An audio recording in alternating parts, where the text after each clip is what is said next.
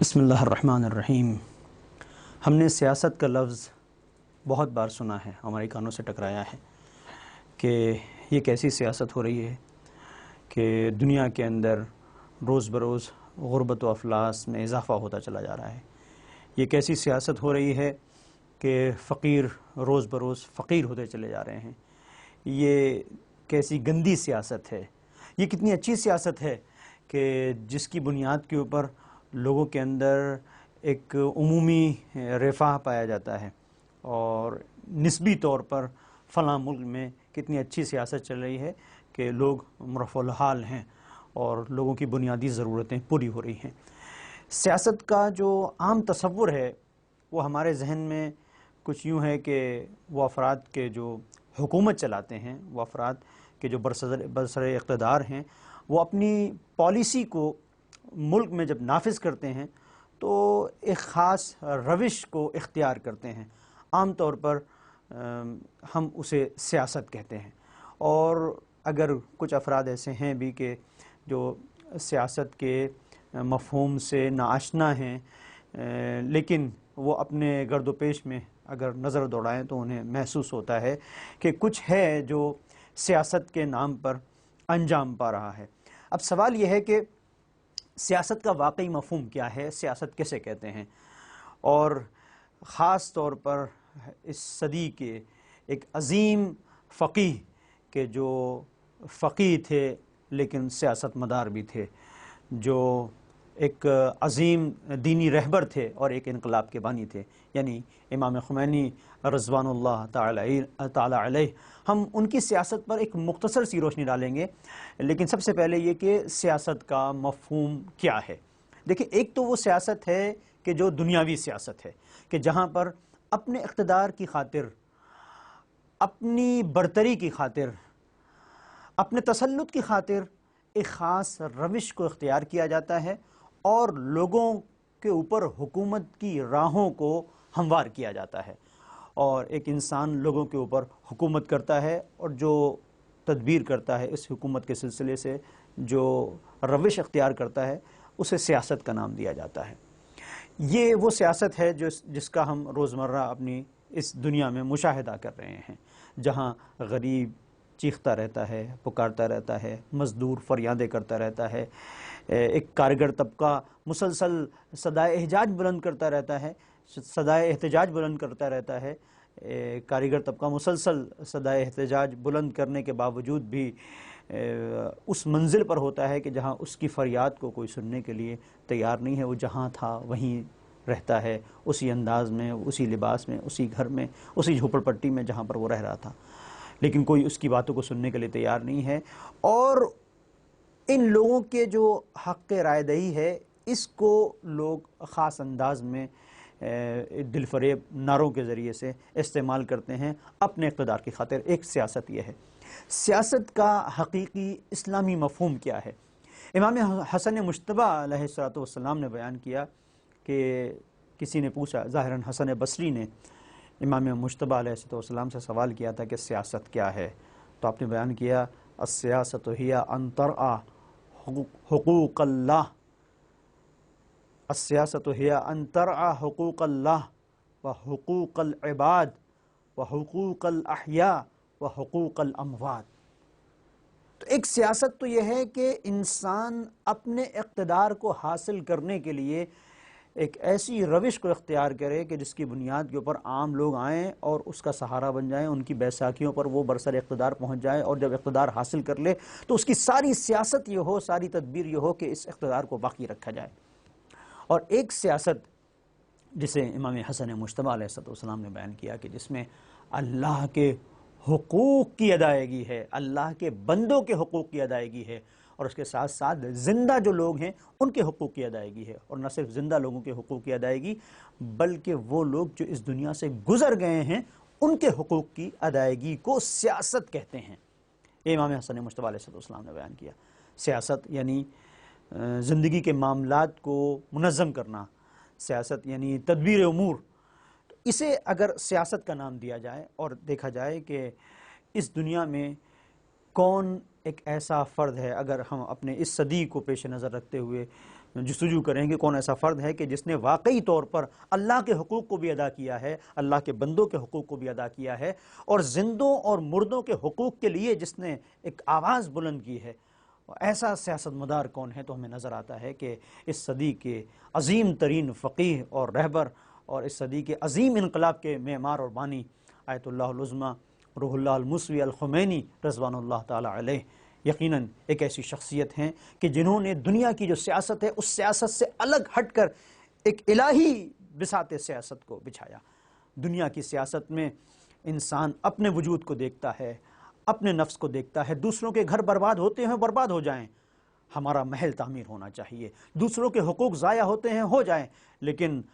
ہمارے حقوق مکمل ہونا چاہیے۔ یہ دنیا کی سیاست ہے۔ الہی سیاست یہ ہے کہ اللہ کے قانون کو اس دنیا میں، اس سماج میں، اس معاشرے میں نافذ کیا جائے، اور امام خمینی رضوان اللہ تعالیٰ علیہ نے ایسا ہی کیا۔ خاص طور پر اگر آپ توجہ کریں تو امام خمینی خود اس چیز کو بیان کرتے ہیں کہ انقلاب اسلامی سے پہلے لوگ اپنی بات کہنے سے ڈرتے تھے، لوگ مشرق سے ڈرتے تھے، مغربی ایک بلاک تھا، ایک طرف سوویت یونین تھی، ایک طرف امریکہ تھا، دونوں سے لوگ خائف تھے، لیکن امام خمینی نے ایک ایسی سیاست کا اعلان کیا کہ لا شرقیہ ولا غربیہ، کہ امام خمینی علیہ الرحمہ نے فرمایا کہ نہ ہم مغربی بلاک کو مانتے ہیں نہ مشرقی بلاک کو مانتے ہیں، ہم لا الہ الا اللہ پر اعتماد کرتے ہیں۔ اور یہ پرچم لا الہ کو اس طرح سے امام خمینی نے بلند کیا کہ جو مظلوم تھے، جو دبا کچلا طبقہ تھا ساری دنیا میں، ہر ایک نے اس بات کو محسوس کیا کہ گویا کہ ان کے دل کی آواز ہے جسے بلند کیا جا رہا ہے۔ اور آج انقلابی اسلامی ایران نے جو ایک خاص سیاست کی ڈگر بیان کی ہے، آج آپ دیکھیں دنیا میں ہر طرف سے ایک آواز اٹھ رہی ہے جو سامراج کے خلاف ہے، جو استعمار کے خلاف ہے۔ آج جو اتنا زبردست حملہ کیا صہیونی رجیم نے غزے کے اوپر، اور اس حملے کے بعد بھی وہ اپنے مقاصد تک پہنچنے میں ناکام رہے، اور تباہ کاریوں کے باوجود ان راکٹوں کے حملوں کو روکنے میں ناکام رہے جو غزہ سے اسرائیل کی طرف، تل ابیب کی طرف، حیفا کی طرف آ رہے تھے، دوسرے شہروں کی طرف آ رہے تھے۔ یہ وہ سیاست ہے کہ جسے امام خمینی علیہ الرحمہ نے اس دنیا میں متعارف کرایا کہ اپنے حقوق کے لیے تم آواز بلند کرو، زیادہ سے زیادہ کیا ہوگا، تمہاری جان لے لی جائے گی، لیکن یہ جان اللہ کی راہ میں لی جا رہی ہے۔ اور اس منزل پر صرف ایک سوال یہ ہے کہ اس سیاست تک امام خمینی رضوان اللہ تعالیٰ علیہ کیسے پہنچے؟ اس کو میں پیش کر کے آپ کی زحمت کو ختم کر رہا ہوں، اور وہ یہ کہ ایک شخصیت ہیں جو کہتے ہیں کہ فرانس کے شہر میں لوفل نوشاتو میں، فرانس کے وہ دیہات میں جہاں پر امام خمینی رضوان اللہ تعالیٰ علیہ انقلاب سے پہلے تھے، تو کہتے ہیں کہ میں وہاں پر پہنچا، بہت سارے لوگ تھے جو امام خمینی سے ملنے کے لیے آتے تھے، ملاقات کا وقت ہوتا تھا، امام خمینی گفتگو کرتے تھے، روحانی معنوی فیض لے کے لوگ جایا کرتے تھے۔ تو نماز کا وقت ہو چکا تھا اور نماز امام خمینی ظاہراً پڑھ چکے تھے۔ میں امام خمینی کے پاس پہنچا تو دیکھا کہ وہ تسبیح کے دانوں کو گھما رہے تھے۔ دیکھیں یہ سیاست جو عالمی سیاست ہے امام خمینی کی، عالمی سیاسی منظرنامے پر جو ایک کامیابی ملی ہے وہ کہاں سے ملی ہے؟ کیسے مظلوموں کے حق کی آواز کو آپ نے بلند کیا اور استعمار کی چالوں سے، ان کے مکر و فریب سے خود کو بچایا، اور استعمار کچھ نہیں کر سکا، سامراج کچھ نہیں کر سکا۔ آج لاکھوں جتن کے باوجود بھی انقلاب اسلامی تیزی کے ساتھ ترقی کے منازل کو طے کر رہا ہے۔ تو کہتے ہیں کہ میں پہنچا اور میں نے پہنچنے کے بعد امام خمینی سے گفتگو کرنا چاہی، تو امام خمینی نے رک کر مجھ سے کہا کہ ایک اشارے سے کہا کہ یہاں سے چلے جاؤ اور آدھے گھنٹے تک مجھے ڈسٹرب نہیں کرنا۔ تو میں نے سوال کیا کہ آپ کس چیز میں مشغول ہیں؟ لوگ جو ہیں وہ مختلف وفد آئے ہوئے ہیں، وفود آئے ہوئے ہیں، گفتگو کے لیے آپ سے بیٹھے ہوئے ہیں۔ تو آپ نے کہا کہ میں زیارت عاشورہ کی تلاوت کر رہا ہوں، زیارت عاشورہ پڑھ رہا ہوں، اور آدھے گھنٹے تک مجھے کوئی ڈسٹرب نہیں کیا جائے۔ تو کہا کہ اتنے سارے لوگ ہیں، کہا وہ سارے لوگ ہوا کریں، لیکن اس وقت زیارت عاشورہ سے بڑھ کر اور کوئی چیز نہیں ہے۔ اس کا مطلب کیا ہے؟ امام خمینی رضوان اللہ تعالیٰ علیہ نے اس دنیا کے سامنے جس سیاست کو پیش کیا ہے اس کی روح کے طور پر آپ نے پیش کیا کہ حضرت سید الشہداء امام حسین علیہ السلام وہ روح ہے کہ جو اگر کسی مردہ پیکر میں پھونک دی جائے تو وہاں سے